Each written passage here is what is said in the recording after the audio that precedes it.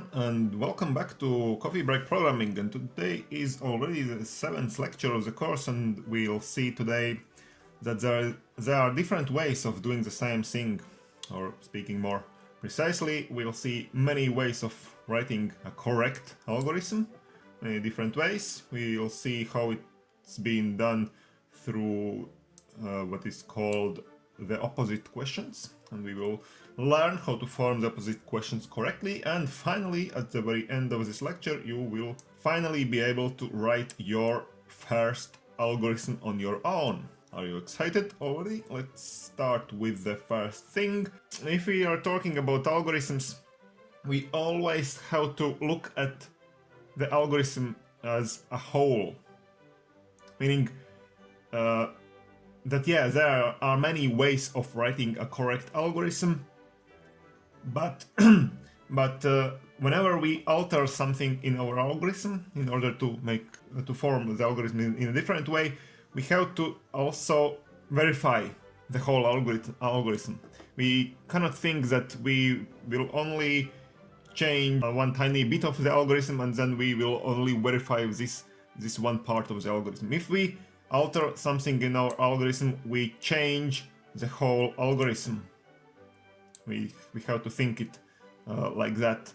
Think about it like that. We change the whole algorithm. We don't change only one distant part, because all the algorithm is one whole thing, and we cannot interfere into one part of the algorithm only. We have to check the whole algorithm, and there are many different ways of writing a correct algorithm. Correct is the keyword here, of course. There are many ways also to write incorrect algorithms, but we won't look at those ways, of course. And even for very simple problems that we have looked so far, we will see that there are many different ways how we can think about various parts of the algorithm. So let's remind ourselves the algorithm from the last lecture, from the previous lecture, when we wanted to print out numbers from 1 to 100. This was our algorithm written as a flowchart here.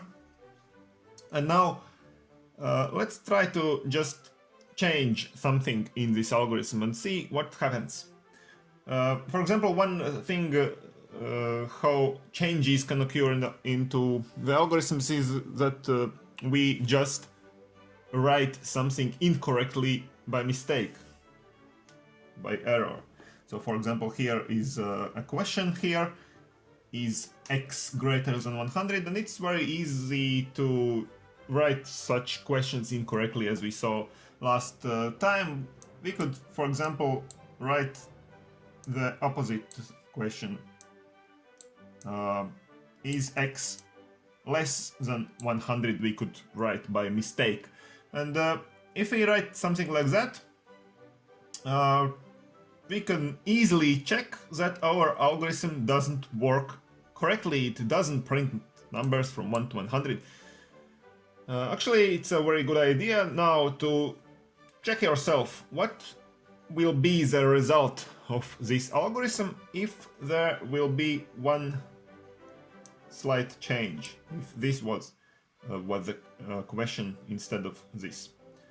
So I'll give you some time, let's say 10 seconds, but you can of course pause the video if you need more time and see for yourself which numbers, if at all, will be printed out in such an algorithm.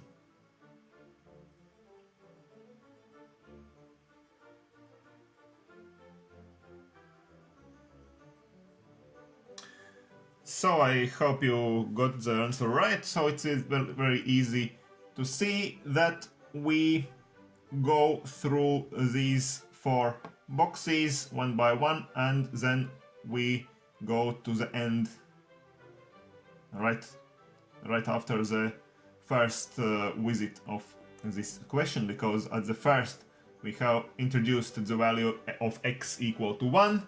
So here we print out x, so we print out 1. Here we increase the value of x, so the x is now 2, and here we check whether or not this question x is less than 100, x is 2, so yeah, it is less than 100. We go along the plus arrow and we end the algorithm, and this is the only number that we have printed out in such an algorithm. So this is of course incorrect algorithm, but if we think about it, about this question, here we can write questions that can be answered with yes or no, and therefore we have two arrows, yes arrow and no arrow. And of course we could think of writing the opposite question like we did it here, and then switching those arrows. Instead of plus writing minus here, and instead of minus writing plus here. So let's try to do it one more time. Let's erase my beautiful drawings.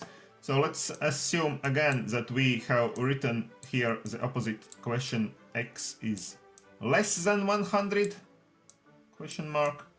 And now let's say this is a plus arrow here, and this is a minus arrow.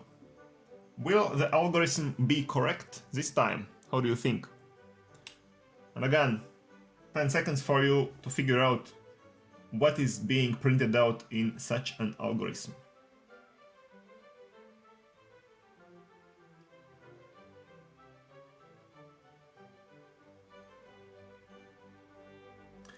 So this is a bit harder work to verify such an algorithm, but let's try to do it like we did it last time. So this will be our computer screen where numbers will be printed out.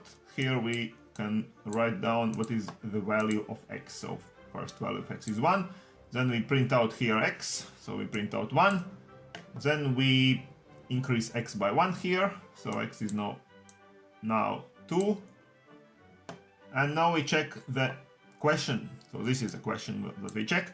Is x less than 100? So x is 2, of course, less than 100. We go along the plus arrow, which is in this case this arrow. We go here, we again print out x. So we print out 2 because x is 2. We increase x by 1, so now x is no longer 2, but it is 3.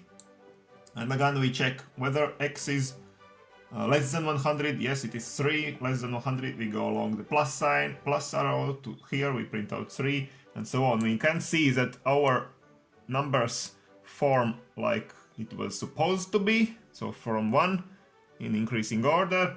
So let's see the ending, the end part of the algorithm, the end boundary. For example, when x will be, the value of x will have reached, let's say, 99 again.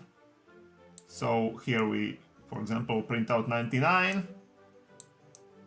If we are in this box, then we increase x by 1, so x is now 100.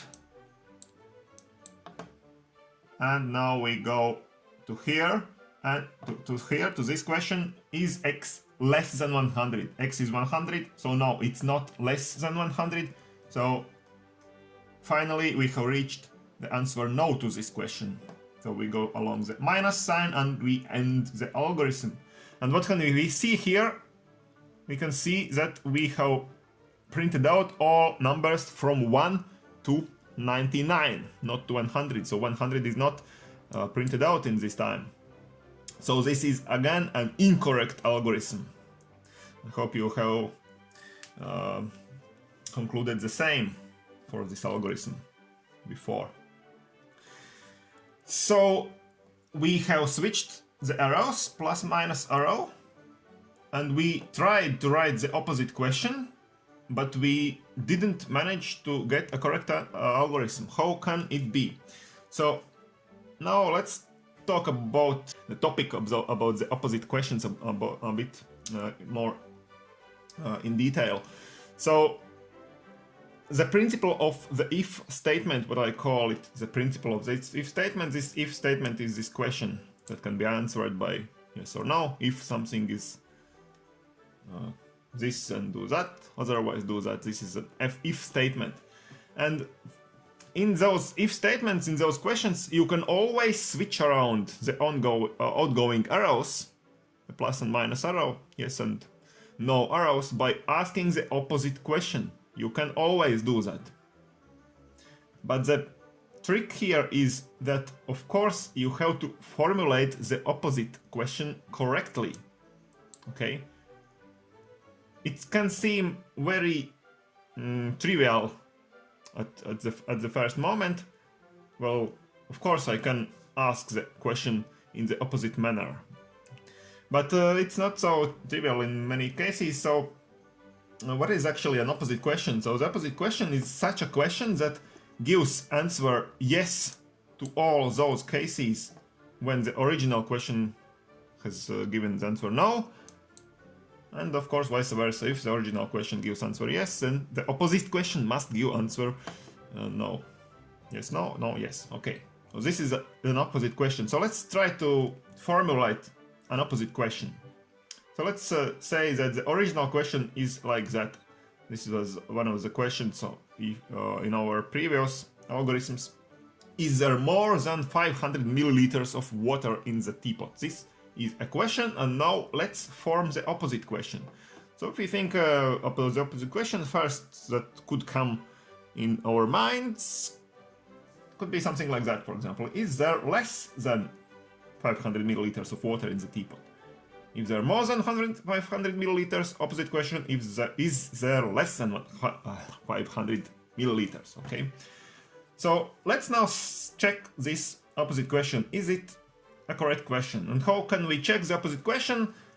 We can create such a table, for example. Here in this first column, we'll try to write some examples of amount of tea, it's written here, but of water located in the teapot, and then we see what is the answers to those questions. And if these two questions are indeed opposite, then the answers should always in all cases be different. Yes, no, or no, yes. Okay. So for example, if there is 0 milliliters of water, so the question is there more than 500 milliliters gives us answer no. Is there less than 500 milliliters gives us answer yes. Of course, different answers. 100 milliliters in the teapot. Again, more than 500? No. Less than 500? Yes. If there is, for example, 1000 milliliters, more than 500? Yes. Less than 500? No. But what happens if there is exactly 500 milliliters of water? So this question, more than 500, gives us answer no. Is there less 500? Again, no. And this indicates to us that these two questions are not the opposite questions one to each other.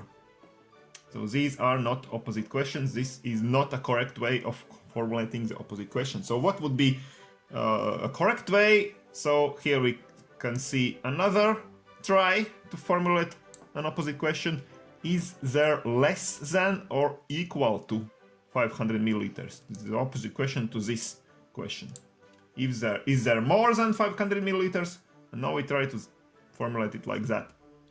And now we can see here that those two columns are indeed opposite.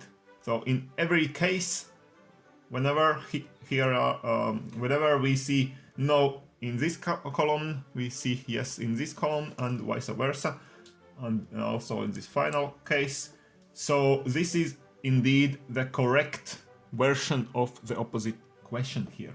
Okay, and let's see another example.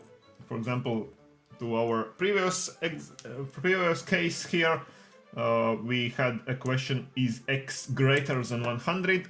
And we tried to build opposite question like that. If is x less than 100? And of course, we again see that these two questions are not opposite one to another, because in this case, when the value of x is equal to 100, both questions gives the same answer no.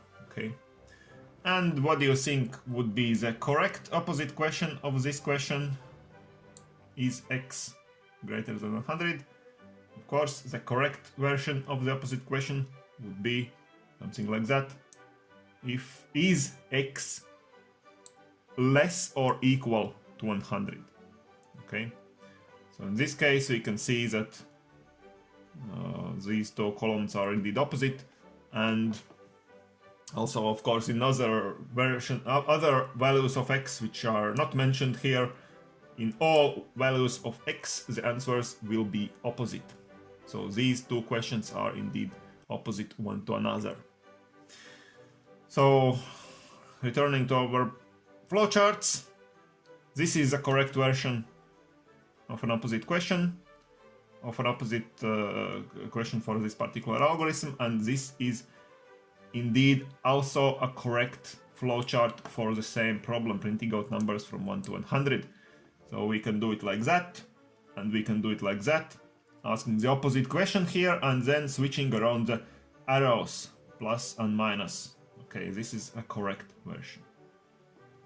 But let's try to change slightly some different other parts of this algorithm, and let's just try to see what is some other ways how we can write a correct algorithm. So for example, we can switch around those two boxes here. We can see that those two boxes are being switched around here. So in this case, this is our original algorithm still. We first of all printed out x and we increased x by 1. Here, in this case, we want to do it the other way around. And what we can see right away, we can see that this does not produce the correct sequence of numbers, because here we start with x value 1, x is 1, and then we go and we increase x, so x is now 2, and then we print out x, so we start printing by 2. We start with 2, but of course afterwards we go on like we went before, so we print out 3, we print out 4, and so on, and the end is the same, so we will go until 100, but we don't print out number 1. We start with 2 in this case. So now if we would like to correct this small mistake, starting with 1 instead of 2, what could we do in this case? So if we just switch around those two boxes, it's not enough for the algorithm to be correct. We have to do something more. And let's see one example. Let's again try to erase my drawings. And here we can see that we have also changed the starting value of x. And if we do it like that, then indeed this algorithm is again a correct algorithm for our problem. So now what happens? We start with x value of 0.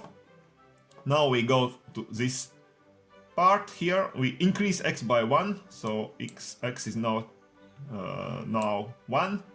And then we go on and print x. So we start printing with 1.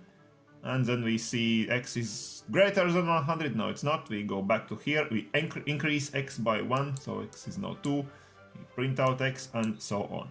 So this is again a correct version. So now we start with x value 0. And then we first of all increase x. And then we produce the printout of x. So we can indeed think that this will produce a correct sequence of integers here. But let's just try to go until the end of checking here. And let's check also the ending boundary, because I said last time that the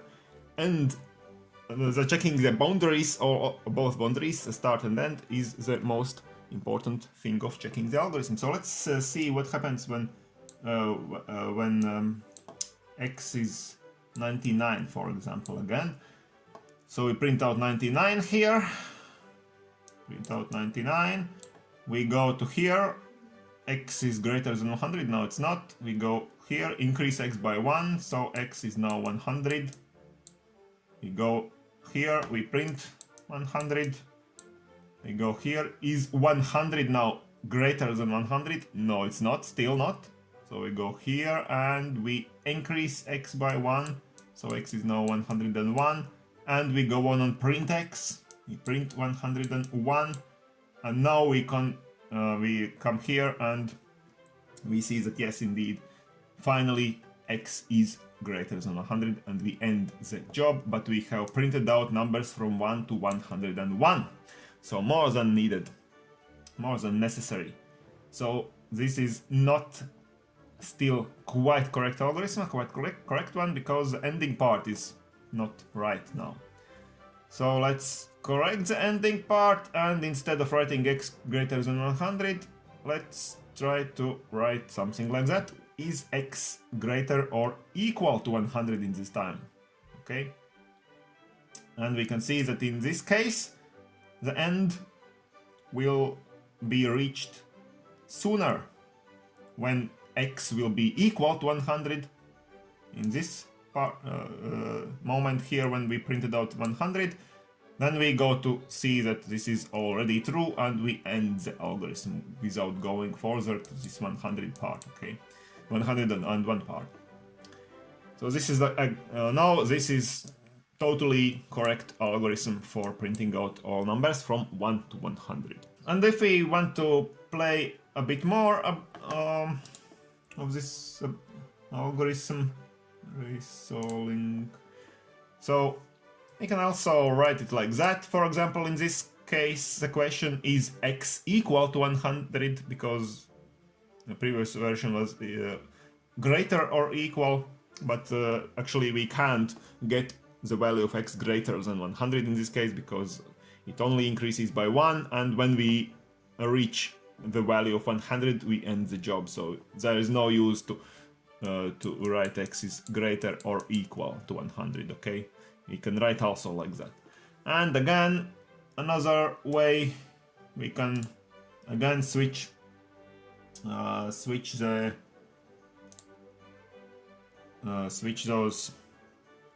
arrows. This is the previous version. X is equal to 100, and with plus we go out of the algorithm. And now if we switch arrows, with plus we go back, with minus we go out. And this is another question. X is less than 100. You can check again that this algorithm again produces a correct sequence of numbers.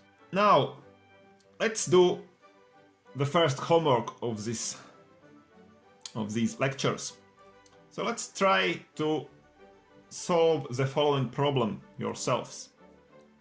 The problem is to print out all even numbers, just even numbers, from 150 down to 50 in decreasing order. So even numbers are those that can be divided by 2.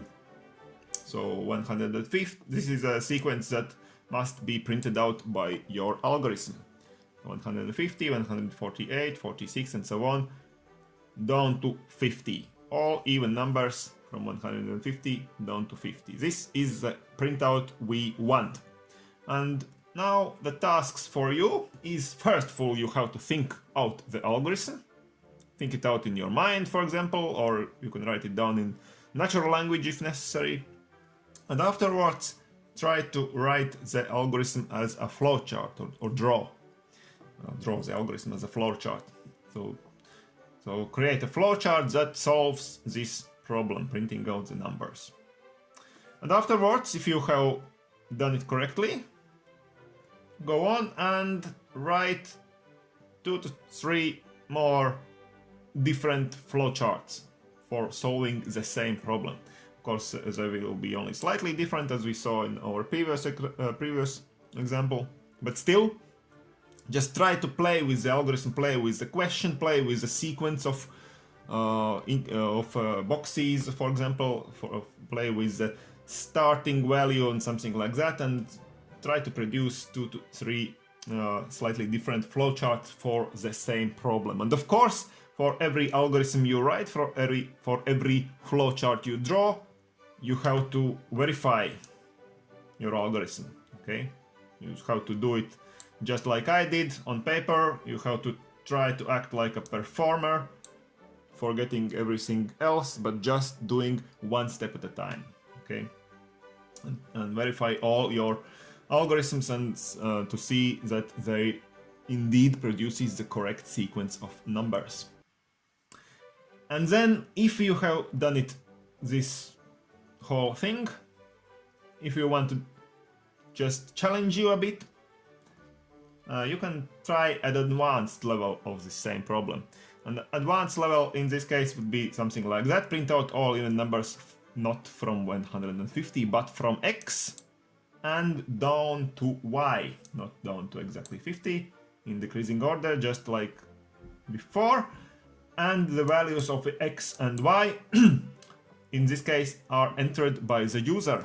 So if you remember from the previous lectures, we can develop an interaction with the user, and we can ask the user to enter the value of some variable. And here we can introduce two variables, variable x and variable y. At the start of the algorithm, the user will enter the values from values of x and y, and then you can assume that x is greater than y for simplicity, and then you will print out all even numbers from x down to y. You can also assume that x and y are both even numbers, okay, for simplicity. X are even, y are even, and x is greater than y, and then print out the necessary sequence. Okay, that's it for today. This lecture was a bit longer than usual because it also included the homework. And in this lecture we saw that there are many ways of writing a correct algorithm, and to do that we have to think about the opposite questions a lot, and we have to learn how to form the opposite questions correctly, how to check whether or not the proposed question is indeed an opposite question, the opposite question, and then you hopefully you are now able to write your first algorithm on your own and draw it as a flowchart. Okay, so that's it for today. Keep tuned to my channel, subscribe for more videos, and see you soon.